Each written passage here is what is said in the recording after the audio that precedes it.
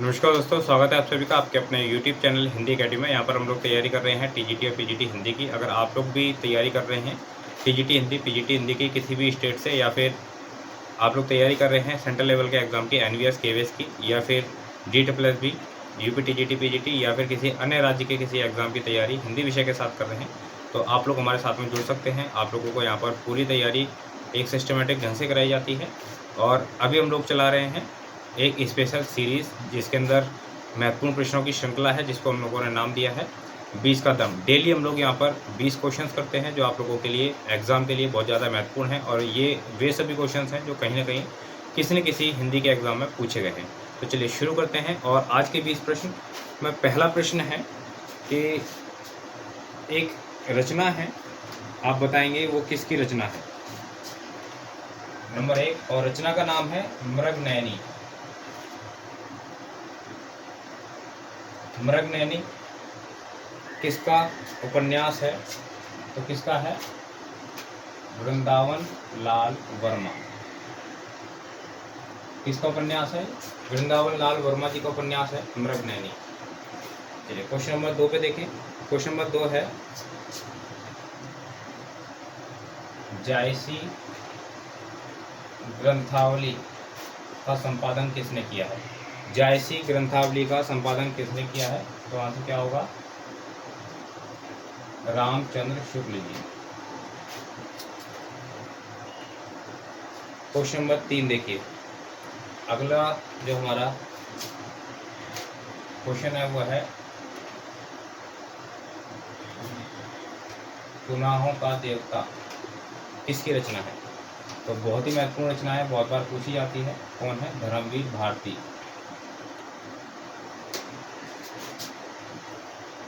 Question number 4 देखेंगे। एक रचना है मधुशाला, बहुत ही प्रसिद्ध रचना है। किसकी है आपको बताना है। तो ये है हरिवंश राय बच्चन। अगला क्वेश्चन देखें। आलाखंड के रचनाकार कौन है? तो आलाखंड लिखा है जगनिक ने। चलिए अगला क्वेश्चन है, आपसे पूछा है निरापद, एक शब्द दिया है और आपको बताना है कि इसका सही अर्थ क्या होता है। तो इसका निरापद का अर्थ होता है सुरक्षित। क्वेश्चन नंबर 7, उत्तर प्रियदर्शी। उत्तर प्रियदर्शी ये एक नाटक है, और ये किसने लिखा है? ये लिखा है अज्ञे जी ने। प्रश्न नंबर 8 देखेंगे। और प्रश्न नंबर 8 देखिए, आपसे पूछा है कि जयशंकर प्रसाद जी का कौन सा उपन्यास है जो उन्होंने पूरा नहीं किया? प्रसाद जी का कौन सा उपन्यास है जो उन्होंने पूरा नहीं किया? प्रसाद जी का अधूरा उपन्यास कौन सा होगा? इरावती। उपन्यास का नाम है इरावती। चलिए अगला प्रश्न देखें। बहुत ही महत्वपूर्ण रचना, नाम है अजातशत्रु। ये जो रचना है इसके रचनाकार कौन है? तो ये है जयशंकर प्रसाद। क्वेश्चन नंबर 10,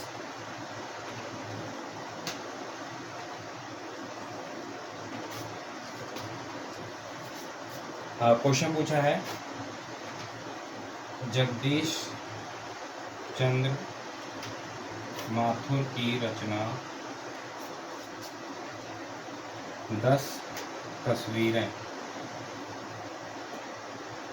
की विधा किस विधा में लिखी गई है?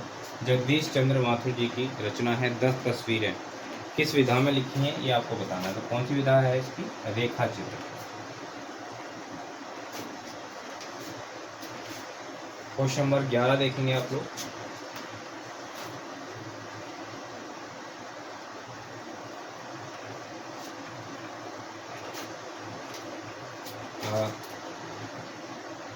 हजारी प्रसाद द्विवेदी जी का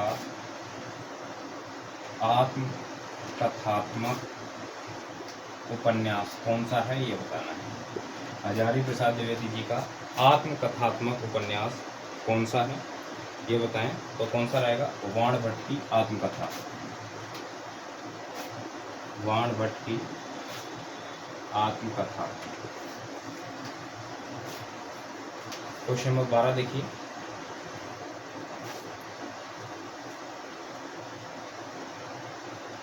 बलछनुमा और बाबा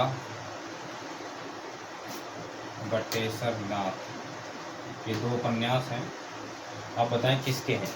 बाबा बटेश्वर नाथ और बलछनुमा किसके दो उपन्यास हैं? तो सही उत्तर क्या होगा? नागार्जुन। बहुत ही ज़्यादा महत्वपूर्ण उपन्यास हैं इनके, बार बार एग्जाम में पूछे जाते रहते हैं। 12 प्रश्न हो गए हम लोगों को। जिन साथियों ने इससे पहले की क्लासेस नहीं देखी होंगी जरूर देख लीजिएगा। इसी प्रकार के बहुत ही महत्वपूर्ण प्रश्न आप लोगों के लिए हैं, और धीरे धीरे करके देखिए, एक दिन में आप लोग नहीं पढ़ सकते, इसलिए धीरे धीरे करके हम लोग डेली कोशिश करते हैं कि 20 क्वेश्चन डेली हम लोग करते रहें। अभी एग्ज़ाम में आप लोगों के समय है, तो डेली अगर आप लोग इन क्वेश्चंस को करेंगे, 20 क्वेश्चन भी अगर आप डेली कर लेते हैं और एग्ज़ाम तक 500-700 क्वेश्चन आप तैयार कर लेते हैं, तो आपको बहुत ज़्यादा हेल्प होगी आपके एग्ज़ाम के लिए। चलिए, अगला है हमारा आकाशदीप, एक कहानी है। आकाशदीप किसकी है, ये बताना। जयशंकर प्रसाद। और अगला है माटी की मूर्तें। माटी की मूर्तें किसकी रचना है? तो माटी की मूर्तें रचना है रामवृक्ष बैनीपुरी। रामवृक्ष बैनीपुरी मोस्ट इम्पोर्टेंट रचना है, बार बार एग्जाम में पूछी जाती है। क्वेश्चन नंबर 15 देखेंगे।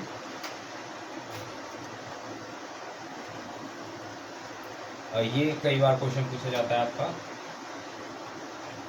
रिपोर्टाज किस भाषा का शब्द है? तो रिपोर्टाज है फ्रेंच भाषा का। रिपोर्टाज फ्रेंच भाषा का शब्द है, कई बार आपके एग्जाम में पूछा गया है।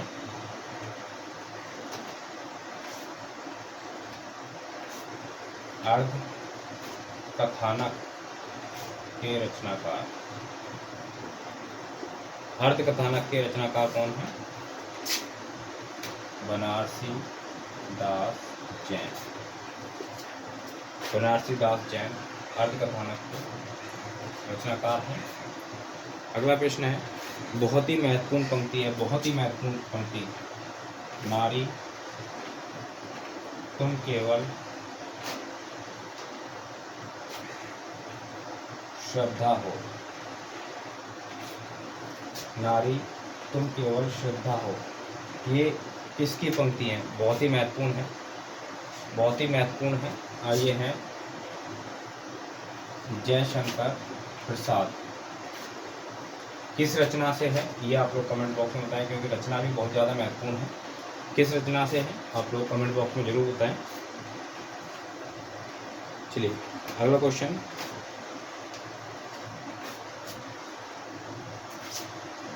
प्रसाद जी की एकमात्र एकांकी का नाम क्या है? प्रसाद जी की एकमात्र एकांकी उन्होंने लिखी, क्या नाम है उसका? तो नाम है एक घूंट। बहुत ही महत्वपूर्ण है, एकमात्र है तो अपने आप में महत्वपूर्ण हो जाती है।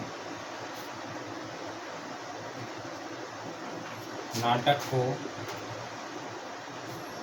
पंचम वेद किसने माना? नाटक को पंचम वेद किसने माना? तो उत्तर होगा हमारा भरत मुनि। उत्तर होगा हमारा भरत मुनि। और आज की क्लास का आखिरी प्रश्न हमारा, अंधेर नगरी अंधेर नगरी किसकी रचना है? तो ये भी एक काम की है। तो ये जो रचना है ये किसकी है? भारतेंदु हरिश्चंद्र। तो ये हमारे कंप्लीट हुए पूरे 20 प्रश्न आज के लिए, और आशा है आप लोगों को ये प्रश्न पसंद आए होंगे। साथ ही इसी प्रकार के बहुत ही महत्वपूर्ण जो प्रश्न हैं उनकी ई बुक उपलब्ध है हमारे पास में। आप चाहें तो इस ई बुक को देख सकते हैं, और इस ई बुक के अंदर लगभग आप लोगों को 2000 से अधिक प्रश्न मिल जाएंगे जो आपके एग्ज़ाम के लिए, कोई भी एग्ज़ाम तैयार कर रहे हैं तो उसमें हेल्पफुल रहेंगे। लगभग 60 से 70% तक क्वेश्चन आने की संभावना यहाँ से आपके एग्ज़ाम में रहती है। तो आप लोग केवल अगर यही बुक पढ़ लेते हैं और बाकी भी नहीं पढ़ते हैं तो भी आप लोगों को काफ़ी हेल्प रहेगी। और इसके लिए आपको क्या करना है, मुझे व्हाट्सअप कर सकते हैं। ये नंबर है 9310455690। इस नंबर पर आप लोग मुझे व्हाट्सअप करेंगे ई बुक लिख करके, तो मैं आपको लिंक प्रोवाइड कराऊंगा, वहाँ जा करके आप लोग परचेज़ कर सकते हैं बहुत ही मामूली सी कीमत को दे करके। ये आप लोगों के लिए बहुत ज़्यादा हेल्प करेगा आपके एग्ज़ाम में, क्योंकि सारी चीज़ें जो हैं एक एक चीज़ हम लोग नहीं कर सकते हैं। काफ़ी बार जो इम्पोर्टेंट क्वेश्चंस हैं वो बहुत बड़ा रोल जो है हमारे एग्ज़ाम में अदा करते हैं।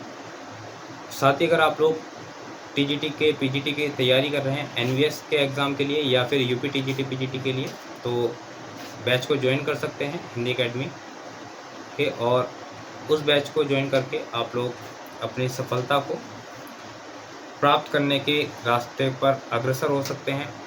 हम वहाँ पर आप लोगों की पूरी हेल्प करते हैं, एक एक चीज़ को पैटर्न के हिसाब से आप लोगों को सारी चीज़ें कराई जाती हैं। एनवीएस का किस तरीके का पैटर्न है वहाँ पर कराया जाएगा, और यूपी टीजीटी पीजीटी का किस तरीके का पैटर्न होता है वो आपको कराया जाएगा। दोनों ही क्लासेस जो हैं आप लोगों को अलग अलग रहेंगी। ऐसा नहीं है कि दोनों को कंबाइंड ग्रुप में जो है क्लास दी जाए, दोनों के दोनों अलग अलग हैं आप लोगों के लिए। तो आप चाहें तो ज्वाइन कर सकते हैं। अगर वीडियो आपको पसंद आया है वीडियो को लाइक कीजिए, दोस्तों को शेयर कीजिए। चैनल पर अगर नए हैं चैनल को सब्सक्राइब करके बेल आइकन जरूर दबा लें, ताकि इसी प्रकार की वीडियोस जो आप लोगों के लिए महत्वपूर्ण होती हैं समय पर आपको मिलती रहें। मिलते हैं अगली वीडियो के अंदर इसी प्रकार के महत्वपूर्ण प्रश्नों के साथ में। बहुत बहुत धन्यवाद आप सभी साथियों का।